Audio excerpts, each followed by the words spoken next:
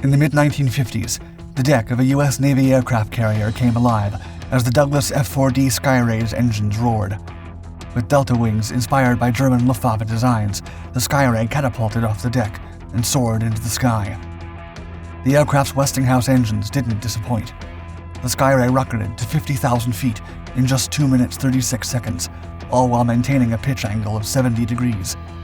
Built for speed and agility, this Interceptor was America's Cold War answer to potential aerial threats. As the Skyray pierced through the clouds, it joined the ranks of the North American Aerospace Defense Command, or NORAD. It became the only Navy aircraft in a command usually filled with U.S. Air Force and Royal Canadian Air Force planes, solidifying its role as a key player in the defense of North American skies during the Cold War. A delta wing is a wing shaped like a triangle, hence the name honoring the shape of the Greek uppercase letter delta. Although the origins of this wing shape can be traced back to the Renaissance of 15th century Europe, it was never fully exploited until the Jet Age, immediately following the end of World War II and the beginning of the Cold War between the United States and the Soviet Union. In the history of aviation, the delta wing concept passed through the pages of men who sought to conquer the skies. In the 16th century, minds like Konrad Haas and Kazimierz Siemianowicz flirted with the idea, sketching out the rudiments of stabilizing fins. It was only in the aftermath of World War I that military aviation took off. The major armies that fought in the draining conflict realized what aircraft were capable of. From photographic reconnaissance of enemy trenches, artillery spotting, dogfighting, and bombing operations, aircraft became a new fundamental aspect of warfare. Yet, it was not until the 1930s that the delta wing truly found its place. German aeronautical designer Alexander Lippisch took the center stage of aerodynamics, crafting a cantilever wing without the weight of a tail. His delta wing designs graced the skies like no other design had done before. He coined the term delta to refer to the gentle angle that gave the wing an almost straight outline, cropped sharply. Lippisch's initial design flew for the first time in 1931. Although successful, the prototype was difficult to handle at low speeds. Still, the inventor did not give up and continued improving his design in the years following the rise of the Third Reich. The delta wing had been born and was about to become a new valuable asset for the world of aeronautics in the upcoming global conflict. During World War II, the German Luftwaffe did its best to continue improving its aircraft with the latest avionics and design additions its engineers could muster to change the tide of the war. Alexander Lippisch kept improving his ideas on high-speed delta-wing designs, eventually leading to a considerable increase in the sweepback of the wing's leading edge. Alongside other engineers, Lippisch and his team developed the experimental glider DM-1, built to test the aerodynamics and feasibility of the proposed P-13A high-speed interceptor for use against the Allied troops. Nevertheless, the design of the DM-1 was never fully completed due to the crumbling of the Third Reich across all fronts, the massive Allied bombing campaigns, and the shortage of resources. When the war ended, and the victors took the spoils of Germany's latest technological innovations, the U.S. ordered Lippisch and his team to complete the DM-1 on behalf of the United States military. Lippisch relocated to the U.S. in 1946 and finished the design at Langley Field in Virginia, later examined by the National Advisory Committee for Aeronautics, or NACA. The German design underwent significant modifications to lower its drag, which led to the replacement of its large vertical stabilizer with a smaller and more conventional model. The modifications also included a cockpit canopy from a Lockheed P-80 Shooting Star. Lippisch's work did not go unnoticed by Ed Heinemann from Douglas Aircraft Company. He commenced preliminary designs of a tailless delta-wing aircraft inspired by Lippisch's DM-1 and the successful Luftwaffe single-seat rocket-powered Me-163 Comet Interceptor. Heinemann was captivated by the delta wing, as its aim was to contain the violent reactions that aircraft or objects encountered when traveling past the speed of sound. He also believed the Delta and its aerodynamic benefits would greatly enhance the capabilities of the rising jet-powered aircraft. As a result, in June 1947, Douglas Aircraft presented the U.S. Navy with its first proposal for an American delta wing concept the Navy was eager to see in action. Douglas was awarded a contract to begin a preliminary study and a possible mock-up of the new design. It was the beginning of America's Douglas F4D Skyray. Douglas and the Navy cooperated tightly to advance as quickly as possible with the new design to fulfill the desired expectations from both parties. Douglas eventually came with the D-571-1 and the D-571-4. The first design featured a straight-wing delta, while the D-571-4 comprised rounded delta-wing edges. The aim of the D-571-1 design study was to come up with a lightning-quick, pure interceptor, employing delta wings powered by Westinghouse J-34 turbojets, augmented with afterburners for surges of speed. As expected, the D-571-1 boasted an unorthodox design, featuring a thick wing and an unconventional fuselage that comprised a pod-like cockpit jutting forward. 4 20mm cannons protruded ahead of the wing's leading edge. The design could also be armed with spin-stabilized rockets. Throughout the modification process, Douglas always kept in mind Lippish's designs.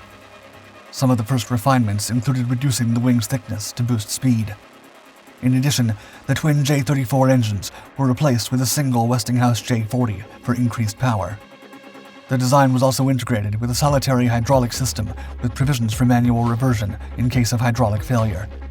The 20mm guns were also swapped for rockets as the design's primary armament. They were stowed in pylon-mounted pods beneath the wing. While Douglas was still working on the design, the Navy came with a special operational requirement in 1948 with new capabilities for the aircraft. The Navy mandated the capability to intercept and neutralize an enemy aircraft at altitudes of over 50,000 feet within 5 minutes of an alert.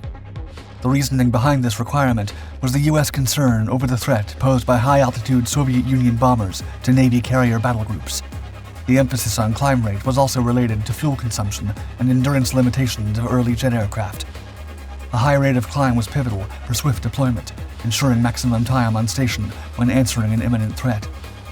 Due to these emergencies and constant changes to the shifting nature of the Cold War between the United States and the Soviet Union, the mock-up review of the design was delayed to March 1949. The prototype presented was designated XF4D-1.